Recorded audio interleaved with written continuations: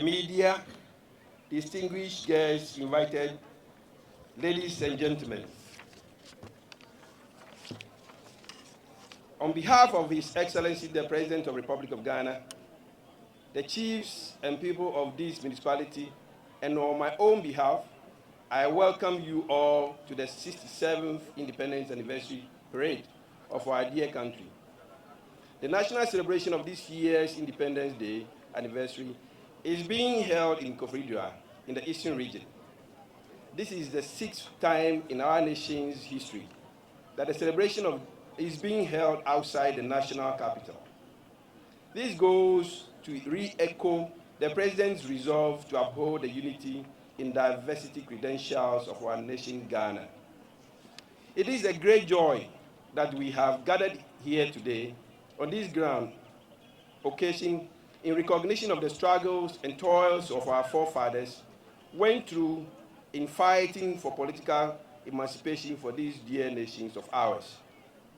Every year, we gather like this on 6th March in remembrance of not only the first day of Ghana's freedom from colonial rule, but also for all the sacrifices of our great leaders whose contributions have brought us this far. Togbio, Mamao, the theme chosen for this year's celebration is Our Democracy, Our Pride.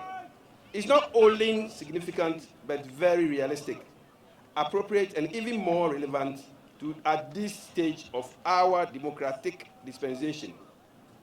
67 years of independence represent a landmark in the history of Ghana's democracy and the authentic and deep-rooted patriotism of our people, which has proved that we are more powerful than any crisis and we will live on unconquered for centuries to come. In his State of the Nation's address, President Nana Addo Dankwa Akufo-Addo made this statement, and I quote, "In spite of all our shortcomings and difficulties, the people of Ghana have shown admirable commitment to multi-party democracy and have not fallen for the instigations to resort to violent overthrow of an elected government." Unquote. I personally have no doubt that the Ghanaian spirit that has defined our past and kept us united, in spite of our very varied backgrounds, will lead us to future in a purposeful manner.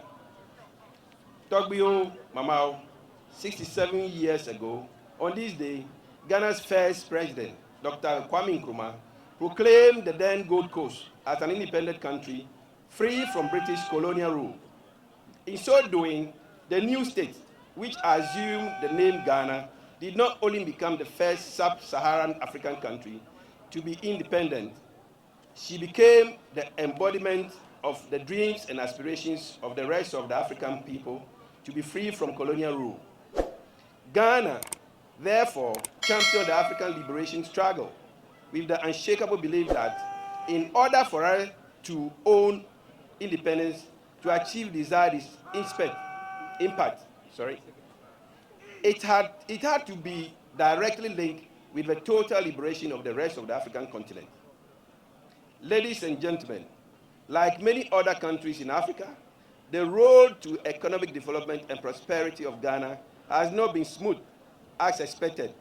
Ghana has had her fair share of political instability relating to our request for nationhood.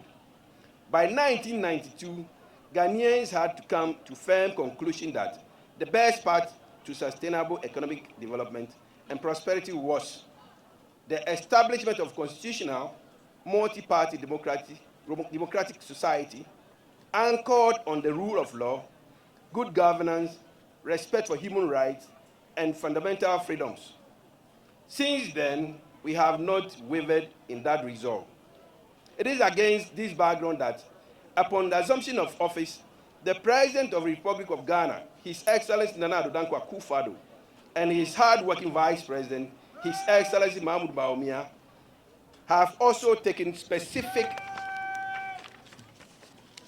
steps to lead Ghana's economy into new digital age. These include the introduction of an e-business registration system, a paperless port clearance system, a digital address system, a mobile interoperability system, and a national identification card system, all of which are designed to formalize the Ghanaian economy, reduce the cost of doing business, and facilitate interactions between businesses and their clients. Ladies and gentlemen, all these achievements, including our efforts as a nation, will come to nothing if we do not have peace in our country.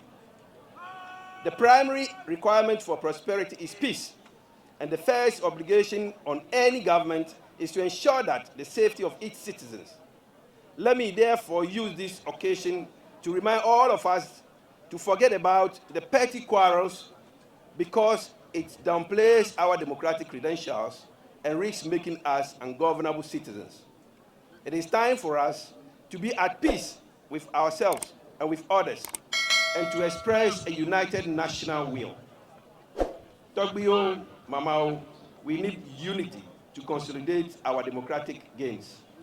As we edge closer to 7th December 2024 to vote for the elections of our leaders, I therefore urge all political parties, functionaries, youth, and opinion leaders to resist the temptation to divide people along narrow political and sectarian lines.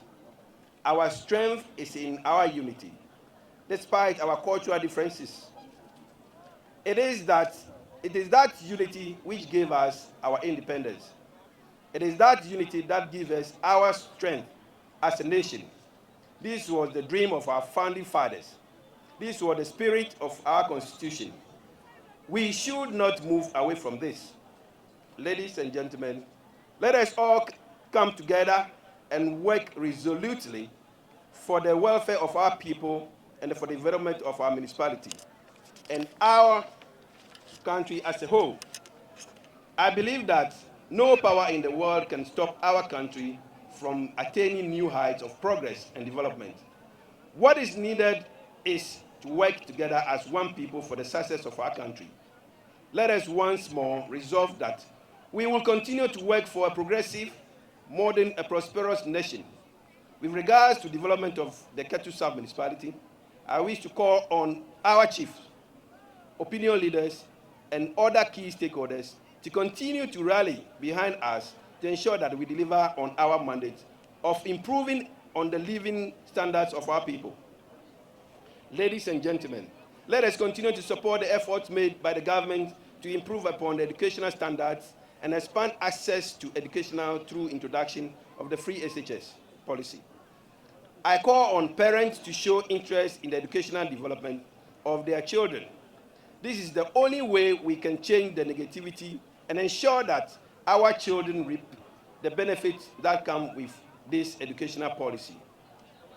Ladies and gentlemen, I would like to congratulate our school children for the smart and impressive turnout this morning. Today's ceremony is a manifestation of what we can do if we work together and if we have a positive outlook towards future.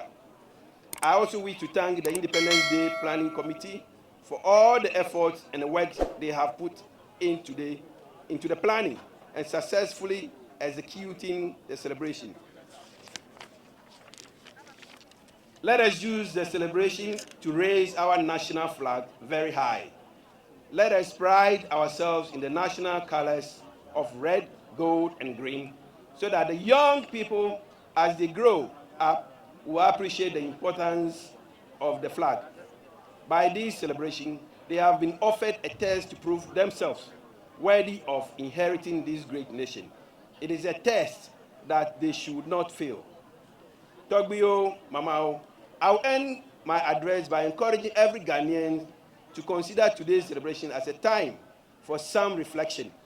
It is not only a moment to acknowledge our past and the present failures, but also a moment to celebrate our success story.